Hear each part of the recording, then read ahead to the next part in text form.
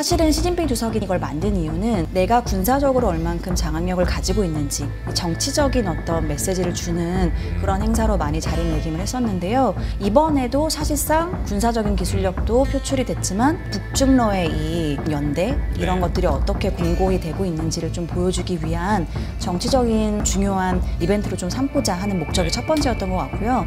두 번째로는 어떻게 이 AI 영역을 군사적으로 접목하고 있는 건지 이런 것들에 대한 내용들이 좀 많이 담겨 있었던 것 같아요. 이번에 실적이 중국 본토에 나오고 가장 하이라이트로 봤던 게 뭐냐면 이제는 중국도 설비 투자를 시작했다. 사실 이익 받쳐주고 정책이 결국 수급이랑 같이 움직이는 흐름들을 보이기 때문에 지금은 저는 상승장의 초입부에 있지 않나라고 판단을 좀 하고 있습니다. 미국은 AGI라고 하는 사실 이 사람의 뇌를 대체할 수 있는 그러니까 멀티모달 영역에 있는 AI를 구축하는 데 관심이 있고 중국은 최대한 낮은 가격, 염가로 많이 QA 확장을 유도하는 게 중국의 목표다. 근데 중요한 건 중국도 최첨단 AI 기술을 포기한 건 아닙니다. 투트랙으로 가는 거죠. 그렇다고 하면 지금 당장 누가 위너다라고 말씀을 드리긴 어렵지만 사실상 저는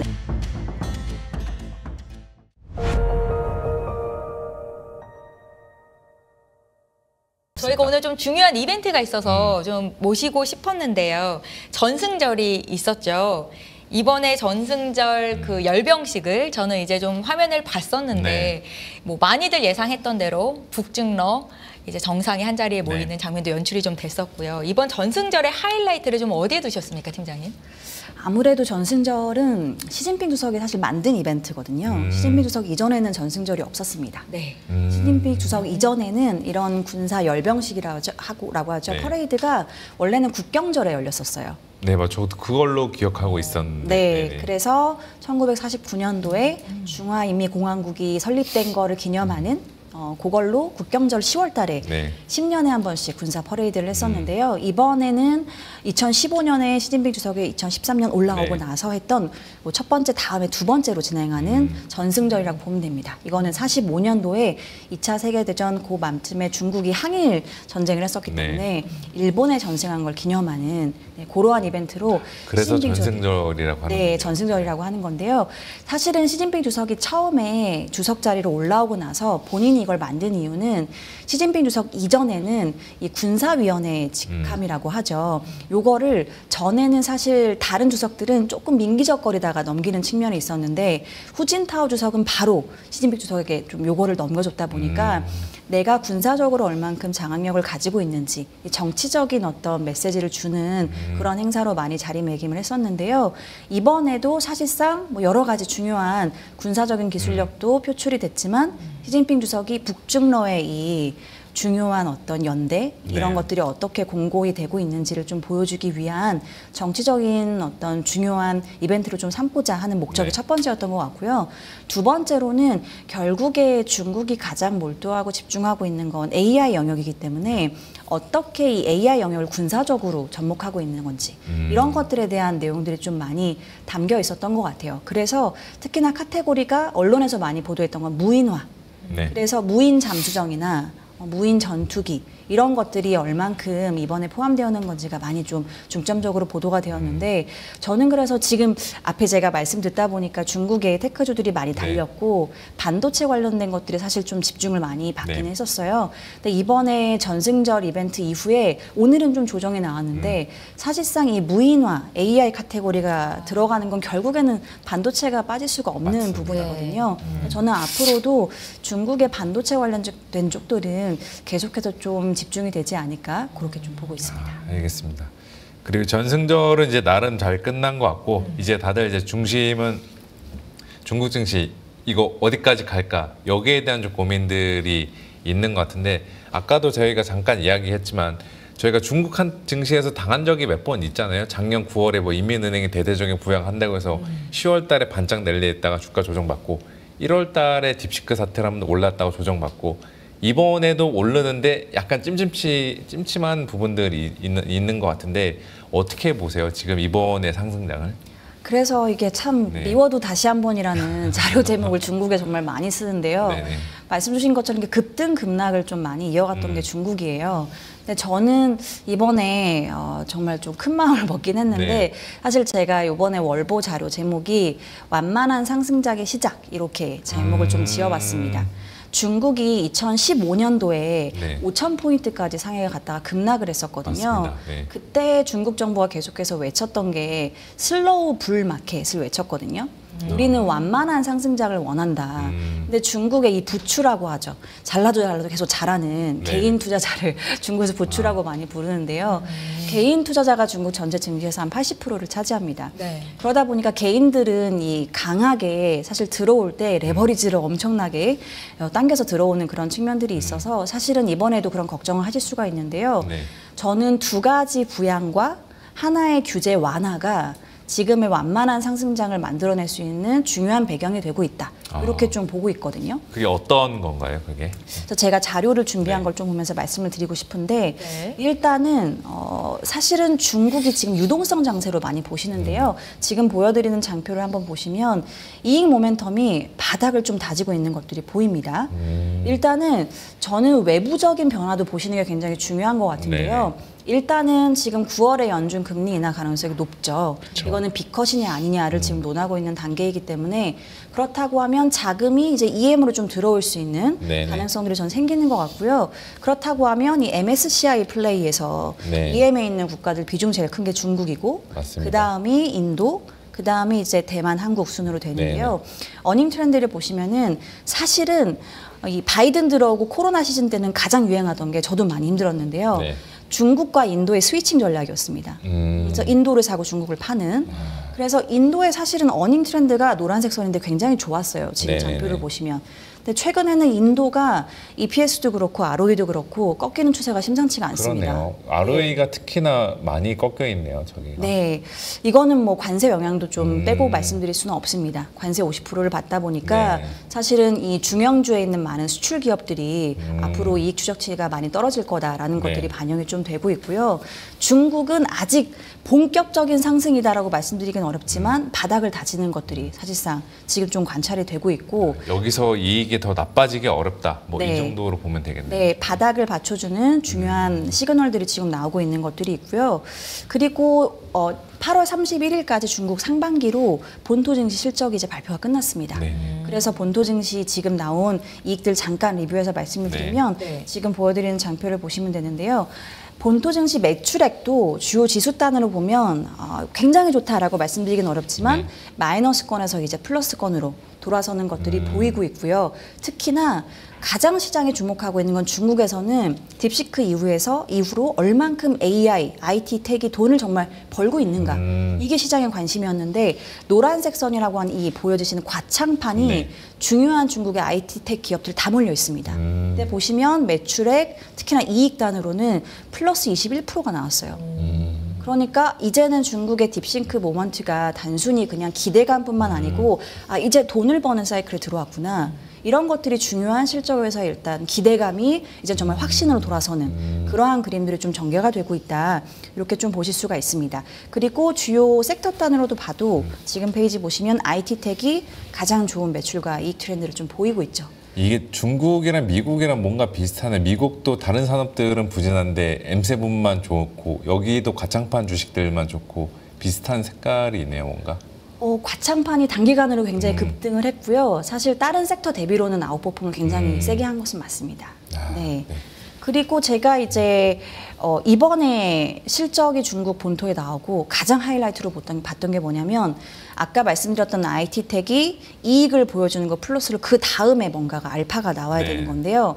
이제는 중국도 설비 투자를 시작했다. 지금 보시는 장표를 보시면은 중국의 KPEX가 반등을 좀 심심치 않게 하고 있는데요. 본토는 아직 마이너스에서 지금 마이너스권을 좀 메우고 있다고 하면 홍콩의 중요한 기업들, 이걸 견인한 건 당연히 알리바바로 좀 보여지고요. KPEX 증가율이 가파르게 올라옵니다. 그래서 이젠 중국의 딥시크 이후에 어닝이 나오면서 다시 투자를 하는 이게 선순환 구조를 만드는 거잖아요. 네네. 이런 식의 흐름이 중국에서 좀 보이고 있다라는 게 단순히 저는 개인들이 막 어마무시하게 들어오는 유동성 장세가 아니라 이제는 올라갈 수 있는 상승의 여력들을 좀 만들어내고 있다. 좀 보고 있는 중요한 첫 번째 포인트고요. 네. 두 번째는 뭐냐면 중국 정부가 이 코로나 이후에 좀 신뢰를 많이 잃었습니다. 정책이 많이 오락가락했죠. 맞죠. 근데 이제는 오락가락하지 않고 우리 일관성 있게 갈 거야라는 거를 좀 이렇게 뭐라고 할까요? 이 구간을 좀 잘 가져가고 있는 네. 상황으로 보여지는데 그게 뭐냐면 일단은 내수 부양을 할 때 왔다리 갔다리 하지 않고 우리는 부동산은 공급은 규제하지만 수요단에서 미분양 재고를 떨 수 있는 건 최대한 지원하겠어 라는 방향성을 꾸준히 1년 내내 유지를 하고 있습니다. 그래서 최근에는 베이징, 상하이 같은 대도시는 원래 도심 지역은 네. 구매 제한을 좀 안 풀었었는데요. 도심 지역에 있는 쪽도 구매 제한을 좀 풀어주고 있는 상황이고 지금 띄워드린 장표를 한번 보시면 이것도 뭐 아직까지는 조금 이제 추세를 지켜봐야 되긴 하는데 중간에 있는 차트가 뭐냐면 전체 판매되어 있는 주택 이제 판매 면적에서 재고가 줄고 있는 거 이게 이제 선 차트를 보시면 되는데 검은색 선 요게 꼭지 이제 정점 형성하고 좀 떨어지고 있습니다. 그러니까 재고가 조금씩 줄고 있다라는 거는 정부가 원하는 방향성 공급은 경계를 하고 네. 수요단에서 얼만큼 자극을 해서 재고를 떨어줄 건지 방향성이 좀 보이고 있다는 겁니다. 이런 것들은 내수 부양의 어떤 관성을 좀 가져갈 수 있는 중요한 배경으로 보고 있고 두 번째 부양은 뭐냐? 증시 부양을 중국도 우리나라처럼 네네. 밸류업 같은 걸 하고 있거든요. 네네. 그래서 계속해서 중국 정부단에서 ETF, 중요한 지수가 중국에서 CSI 300이라고 네네. 얘기하는 건데요. 이 지수를 계속해서 ETF를 정부가 사줍니다. 이런 것들은 물론 상방을 강하게 가져가긴 어렵지만 하방을 정부 단에서 계속 받쳐준다. 수급으로 받쳐주는 역할을 한다. 네, 이렇게 보시면 중요한 돼요. 배경 중에 하나로 좀 보여지고 있습니다. 그리고 마지막으로는 이게 저는 사실 중요한 어떤 게임 체인저 중에 하나였다고 네. 보고 있는데 중국이 공동 부유를 하면서 규제했던 산업도 있죠. 네. 플랫폼부터 시작해서 뭐 금융, 게임, 컨텐츠, 헬스케어 이런 네. 것들이 대놓고 얘기는 안 하지만 하나씩 다 규제를 풀고 있습니다. 눈치를 많이 채셨을 것 같은데 게임 판호도 보면 승인 건수를 계속 늘리고 있고요. 우리나라도 관심이 많았던 것처럼 컨텐츠 같은 거 제작하는 원래 허들을 굉장히 높였었는데 이런 거 계속 풀고 있고 특히나 최근에 중국 뭐 바이오테크, 제약주 상승이 심상치 않거든요. 원래는 중국이 약가 인하를 해야 된다. 모든 인민이 동일한 약가의 어떤 베네핏을 누려야 되는데 이런 거에 따라서 약가 인하를 기준으로 얼만큼 싼 가격으로 공급하냐에 따라서 대량 입찰을 했었는데요. 이제는 품질 기준으로 바꾸겠다. 이런 얘기를 계속 하고 있습니다. 그래서 공동부유 기조가 결국에는 기업들의 피를 끌어올리지 못하는 중요한 배경 요소 중에 하나였는데 네. 이제는 피를 좀 올릴 수 있는 구간에 들어왔다라는 판단을 할 수 있게끔 정부의 정책이 일관성 있게 지금 가고 있다. 저는 그래서 지금은 어찌 보면 단기 반등이라기보다는 어떤 추세 상승을 만들 수 있는 중요한 배경들이 조금씩 만들어지고 있다. 네. 이렇게 좀 판단을 하고 있습니다. 그 지금 말씀해주신 거 말고도 네. 올해 초에 딥시크처럼 알리바바의 AI도 중국 증시에 새로운 또 모멘텀이 될 수가 있을까요? 알리바바가 AI 칩을 만들었다라고 네. 이제 보도가 나오고 나서 그러니까 이 기술적인 성능이 얼만큼이 네. 도달한 건지 질문을 많이 주셨어요. 네, 네. 저도 그런 것들을 계속 찾아보고 있는데 아직 명확하게 이들이 어느 정도 성능의 칩을 만들어내는지는 지금 확인이 좀 어렵기는 이게 합니다. 아직 뭐 상용화나 이런 거 된 게 아니라는 말씀이시죠? 네, 그래서 이거는 알리바바 스스로 구축하고 있는 대형 언어 모델에 네. 이제 학습용으로 쓰고 있다라는 추정은 되는데요. 네네. 아직까지 정확히 나오지는 않지만 중국에 이 GPU 3대장이 있습니다. 일단은 비런테크라고 하는 기업이 곧 홍콩에 상장 예정이고 잘 아시는 캠브리콘이라고 하는 기업은 네. 본토에 상장이 되어 있고요. 그다음에 메타엑스라고 하는 요것도 비상장 회사가 있는데 요거는 비런테크는 꽤 이제 GPU에 대한 내용들이 많이 보도가 돼서 이들이 공급하는 이제 시리즈에 있는 GPU들 그리고 바이두도 사실은 GPU를 만들기는 하거든요. 바이두 산하의 쿨룬신이라고 하는 회사가 네. 있는데 여기가 만드는 P800이라고 하는 GPU는 사실 전반적으로 종합해 보면 H20 정도의 성능은 만들고는 있습니다. 그리고 만약에 알리바바가 만드는 이제 AI 칩이 요거 성능을 조금 상회한다라고 추정한다고 하면 네네. H 시리즈까지는 어려울 것 같은데요. A 시리즈까지의 성능은 도달했을 가능성이 있다라고 시장이 좀 보고 있고, 그렇다고 하면 중국에서의 AI 영역에서의 돌파구가 상당히 좀 성과를 만들어낼 수 있겠다. 그런 식의 어떤 기대감들이 지금 형성이 된다 볼 수 있을 것 굳이 같아요. 그러면 중국 입장에서도 엔비디아 거 어렵게 구해다 쓸 필요가 갈수록 없어지는 거겠네요. 그렇게 그럴 가능성이 높아진다라고 볼 수 있겠죠. 알겠습니다. 네, 그래서 사실은 그 최근에 또 질문을 많이 주시는 네. 게 이 알리바바 AI 칩 나오고 나서 미국장도 좀 영향을 많이 받았고요. 맞죠. 엔비디아도 주가가 좀 휘청거리고 있죠. 네, 그리고 이제 월스트리트저널에서 보도가 나온 게 이제 어제자로 나온 게 좀 많이 화두가 됐었는데요. 네. 미국이 만드는 AI의 구조와 중국이 지금 만들고 있는 AI 구조가 굉장히 다르다. 그렇기 때문에 미국의 지금 AI의 독주가 사실상 저지될 가능성은 낮다. 뭐 이런 식의 내용들이 좀 나오긴 했었습니다. 네네. 그러니까 미국은 AGI라고 하는 사실 이 사람의 뇌를 대체할 수 있는, 네, 그러니까 멀티모달 영역에 있는 AI를 구축하는 데 관심이 있고, 중국은 AI를 사실 딥시크는 대부분 무료로 공급을 하고 네네네. 있죠.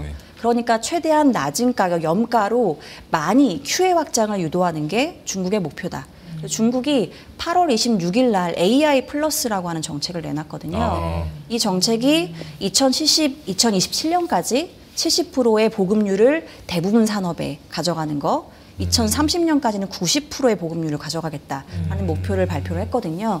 그러니까 우리는 최대한 많은 산업에 AI를 접목하는 데 목적이 있어라는 게 중국이고, 미국은 그것보다는 우리는 최첨단 기술을 향해서 정말 사람을 대체할 수 있는 AI를 만드는 데 관심이 있어. 이런 식의 조금 양상이 다른 구도로 가고 있다는 거죠. 근데 중요한 건 중국도 최첨단 AI 기술을 포기한 건 아닙니다. 그러니까 투트랙으로 가는 거죠. 우선순위의 차이만 있을지언정 네. 중국 역시 AGI에 대해서는 많은 관심과 드라이빙을 걸려고 하고 있다. 이렇게 네. 보면 되는 거죠. 그래서 AGI는 사실 정부 단에서 보조금이 네. 많이 들어가고 있다라고 저는 보고 있고요. 그리고 민간 기업 단에서는 최대한 보급을 넓히는 쪽. 이게 상용화를 할 수 있는 모델이기 때문에 그들은 상용화가 필요하죠. 돈을 벌어야 되기 때문에. 그런 식의 투트랙 전략을 가고 있고, 그렇다고 하면 지금 당장 누가 위너다라고 말씀을 드리긴 어렵지만 사실상 저는 AI도 결국엔 데이터 싸움이 될 거라고 네. 보거든요. 그러면 많은 보급이 될수록 데이터를 최대한 많이 확보해서 에러도 사전에 시정을 할 수 있는 가능성들을 높이고, 이런 것들이 중국이 조금 더 뭔가 이 상용화 모델에서 많은 것들을 이뤄낸다고 하면 사실 BYD도 우리가 경계하는 요인 중에 하나가 네. 중국을 제외한 시장에서 많이 팔린다는 거잖아요. 그렇죠. 네, BYD는 아직까지 사실 신의 눈이라고 하는 자율주행 기술이 얼만큼의 파급력이 있을지는 모르지만 일단 양적으로 많이 보급이 된다라는 건 이게 한번 기술의 도약이 나타나면 여기서 만들어낼 수 있는 파급 효과가 굉장히 클 수 있다라는 걸로 테슬라는 또 마켓쉐어가 많이 줄고 있는 상황이고요. 맞습니다. 네, 그래서 이런 것들은 좀 주목해 볼 어떤 새로운 딥시크 이후의 모먼트가 될 것 같다로 저는 좀 보고 있습니다. 그 예전에 딥시크 사태 발생했을 때 한 달 정도는 중국에 대해서 기술만 엄청 이제 긍정적인 시각들이 있다가 한 3, 4월 되니까 완전히 싹 들어갔었잖아요. 이번에는 이제 그렇게 금세 꺼지지는 않을 거고 이제 점진적으로 그 중국에 대한 긍정적인 시각들이 확산이 될 거다. 이렇게 보면 되겠네요. 네, 일단 정부 정책이 많이 바뀌었고 가장 중요한 이익 모멘텀이 조금씩은 바닥을 다지는 이러한 흐름들이 그때는 설비 투자 같은 것들이 잘 보이지는 않았었거든요. 네네네. 그래서 저는 사실 이익 받쳐주고 정책이 결국 수급이랑 같이 움직이는 흐름들을 네. 보이기 때문에 지금은 네, 저는 상승장의 초입부에 있지 않나라고 판단을 좀 하고 있습니다. 진짜 미국도 지금 이익은 별로고 정책에 대한 불확실성도 높고 한국도 지금 세제 개편안 가지고서 아직 여전히 논란이 많고 수출 실적은 안 좋은데 중국은 다 좋네요, 진짜. 그러니까요. 네. 뭐 갈만한 이유가 있었다라는 생각을 이제서야 하게 되네요. 네, 근데 좀 네. 많이 투자자분들이 걱정하시는 건 네. 사실은 중국의 최근 실물 경제 지표가 그렇게 좋지는 않았습니다. 맞아요. 안 그래도 맞아요. 질문을 좀 드리고 싶었는데 중국의 경기 지표 자체는 부진한데 왜 주식, 뭐 채권금리, 환율은 네. 이렇게 좀 상승세를 보이냐. 여기에 대한 의견은 어떠신가요? 네, 그래서 지금 보여드린 장표를 보시면 네. 사실 굉장히 좀 어찌 보면 앞뒤가 안 맞다라고 볼 수가 있는데 중국의 실업률이 최근에 다시 좀 올라가고 있습니다. 특히나 청년층 실업률은 모수를 바꿔서 이 재학자들은 빼고 공개하겠다라고 했는데도 청년층 실업률이 다시 17%대로 이제 올라왔고요. 근데 보시면 중국 국채 수익률이 10년, 30년을 계속 올라가고 있어요. 최근에는. 환도 절상되는 추세가 유지가 되고 있거든요. 네네네. 이런 게 왜 그런 건가? 저는 시장에 지금 중국의 재정 정책 강화에 베팅을 좀 하고 있는 것 같습니다. 저는 중국이 재정을 강화할 가능성이 높다라고 봤었는데 네. 시장도 그런 방향성을 좀 주목을 하고 있는 것 같고요. 저는 왜 그렇게 보냐면 일단은 요 차트를 좀 보시면 좋을 것 같은데요. 최근에 중국 유동성 데이터를 보면요. 사회융제 총액이라고 하는 것에서 올라가는데 대출을 해서 줍니다. 이건 뭐냐면 사회융자 총액은 세 개의 자금 조달의 합이거든요. 네네. 정부, 가계, 기업. 정부는 채권을 엄청 찍는데요. 네. 가계랑 기업은 지금 대출을 늘리고 있지 않는 겁니다. 네, 근데 가장 최악은 뭐냐? 여기 다음 페이지 보시면은 가계는 지금 그나마 대출을 더 줄이고 있지는 않습니다. 네. 근데 기업이 대출을 어마무시하게 줄이고 있고요, 여전히. 그리고 정기예금을 기업은 늘리고 있습니다. 그러니까 IT텍을 제외한 더 큰 비중의 기업들은 사실 아직까지는 설비 투자 사이클은 안 들어왔다는 겁니다. 그러니까 다 보수적으로 앞으로 미래를 바라보고 있다는 거네요. 네, 정말 IT텍 빼고 나서는. 네. 그래서 정부가 나머지 산업을 이쪽 비중이 사실 지금 더 크기는 하니까요. 네네. 고려해서 재정을 써야 될 요인이 굉장히 커지고 있다라는 저는 생각이 들고, 물론 상반기에 중국 GDP 나쁘지 않았습니다. 네네. 1분기에 5.4. 2분기에는 5점이 나와서 네. 5.3 정도 나왔고 하반기에 만약에 뭐 4.98 이 정도 나오면 뭐 5%는 유지할 수는 있는데 저는 이 정도의 실업률 나오는 걸 보면 4.7 밑으로 떨어질 가능성도 있을 것 같아요. 그러면 재정을 써서 사실 5%를 방어해 줄 필요성이 충분히 있다라고 판단이 들고요. 저는 재정에 대한 어떤 이 추경 가능성이 4분기 중에 전 대두될 가능성이 좀 있을 것 같고, 그렇게 된다고 하면 미국의 금리 인하랑 같이 맞물려서 중국 안에서 재정도 풀리고 네. 안에서 이런 설비 투자 사이클까지 맞물린다고 하면은 사실 중국으로 들어오는, 지금은 개인들이 끌어올린 장이지만 중국 기관, 외국인까지 들어오는 수급까지 좀 기대해 볼 수 있겠다라고 판단을 하고 있습니다. 그러면 재정 말고 이제 또 저희가 늘 관심을 갖는 것 중 하나가 7월 달에 리튬 가격이 올라갔을 때 논리가 중국의 이제 구조조정 다시 본격화된다라는 내러티브가 붙어서 이제 그 리튬 가격이 올라가고 그랬었는데 이번에 정말 중국 구조조정 실제 성과로 연결이 될 수가 있을까요? 이게 참 네네. 뭐랄까 할까요? 이게 동전의 양면 같은 건데요. 중국이 구조 조정을 하면 사실 이런 커머디티 가격이 올라갈 수 있다. 공급 과잉 사이클이 그쵸. 중국으로 시작된 것들이 이제 마무리될 수 있다라는 기대감이 있는데요. 중국에서는 내수 부양이 어그러질 수 있습니다. 왜냐하면 사실 구조 조정을 한다라는 건 공급을 줄이면서 고용이 줄 수 있는 이슈가 되는 거거든요. 그렇죠. 네. 지금 제가 보여드리는 장표를 저는 말씀을 많이 드리는데 네. 중국의 철강 시멘트 같은 산업, 대표적인 공급 과잉 이런 산업들의 고용자 수가 계속해서 지속적으로 두 자릿수대 감소를 많이 보여왔었는데 이 고용자 수를 상쇄하면서 올라갔던 게 뭐냐면 자동차, 태양광, 이건 전기차를 포함한 네네네. 이쪽의 고용자 수가 계속해서 늘어났거든요. 두 자릿수대 기반으로. 그래서 이 부정적인 영향을 상쇄했던 건데 지금 중국이 2015년, 16년 그 중국이 했던 공급추 구조 개혁이랑 조금 다르다라고 보실 이유가 있는데 그때는 수요 자극을 어마어마하게 하면서 구조 조정을 했었거든요. 네네네. 뭐냐면 그때는 판자촌 개혁이라는 걸 했습니다. 그래서 주요 지역 안에 전국구로 판자촌 개혁을 하면서 판자촌 개혁을 하면 착공을 하죠. 그쵸. 기존에 있는 원주민들 밖으로 이제 나가야 되는데 그들 현금 보상을 엄청 했습니다. 현금 보상 받으면 뭐 할까요? 집을 사겠죠. 그러니까 주택 구매 수요도 일으키고 착공 수요도 같이 일으키면서 그때는 구조 조정을 했었거든요. 네네네. 그러다 보니까 그때 공급측 구조 개혁은 수요도 올라가고 공급도 타이트닝 하니까 가격이 올라갈 수 있었는데 지금 중국이 주택의 공급을 다시 늘린다? 이거는 자살행위에 가깝다고 저는 보거든요. 그래서 그때와 같은 수요 자극이 없는데 공급만 타이트닝하고 지금 이런 식의 내수 부양을 해야 되는데 네네네. 고용을 망가뜨리는 걸 한다? 미국이랑 밖에서 싸우는데 그때는 사실 지금과 같은 미중 패권이 대두되던 시절은 아니었거든요. 저는 사실은 그래서 구조조정의 성과가 단기간 내는 굉장히 어렵다라고 보고 있고 구조조정은 그냥 단순히 내러티브 정도로만 보면 되겠네요. 저는 그래서 두 가지 중에 네. 하나의 가능성이 높다고 보는데 지금 장표에 제가 밑줄로 네. 그은 것처럼 단기로 기강 잡기를 하던가 그러니까 네. 이 이하로는 가격을 내리지 마라는 어떤 워닝 사인을 주던가 아니면 내년에 본격화되는 게 오히려 왜냐하면 지금 추경을 할 가능성이 저는 있다고 보니까요. 재정을 써서 경기 하방 압력을 좀 완화하고 나서 그 다음 수순으로 좀 갈 가능성이 있지 않을까 이렇게 좀 판단을 하고 있습니다. 알겠습니다. 그리고 또 하나 궁금했던 게 올해 팜마트를 비롯해서 이 중국 신소비 카테고리에 포함되어 있는 기업들의 주가가 굉장히 좋았더라고요. 뭐 밀크티, 주얼리 이 같은 종목들은 왜 이렇게 급등세를 보인 건지 이게 트렌드라고 보시는 거예요? 저는 사실 이러한 기업들이 막 코카콜라처럼 대대손손 이어가는 네네. 그런 식의 그림은 조금 어려울 수 있다고 보기는 합니다. 근데 저는 중국의 신소비를 보고 그 뒤에 있는 투자 아이디어를 다르게 보실 필요가 있다고 판단하는 게 뭐냐면 중국의 플랫폼 기업들의 위력을 우리가 좀 망각하고 있는 것 같아요. 그게 뭐냐면 원래는 글로벌에서 유행하거나 예를 들어 우리나라에서 유행했던 게 중국에서 잭팟이 터지면서 앞으로 이 시장을 더 크게 볼 수 있는 그런 식의 전개였다고 하면 지금 반대거든요. 네.